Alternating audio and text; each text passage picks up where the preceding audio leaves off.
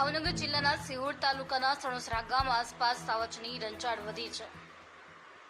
વાત કરીએ તો સિહોર તાલુકાના સણોસરા ગામ નજીક સાવજોની અવરજવર વધુ જોવા મળી છે। આજે વહેલી સવારે વાડીમાં બાંધેલ 2 વર્ષની વાછડીનું સાવજે મારણ કર્યું છે। અગાઉ પણ સાવજે માલિકીના પશુનું મારણ કર્યું હતું। છેલ્લા ઘણા સમયથી સણોસરાના આસપાસના રેવન્યુ વિસ્તારમાં સાવજના આટાફેરા વધ્યા છે। સાવજની રંજાડથી પશુ માલિકો તેમજ આસપાસના લોકોમાં ભયનો માહોલ ફેલાયો છે તેમજ ગામમાં રહેતા ખેડૂતોમાં ફફડાટ ફેલાયો છે।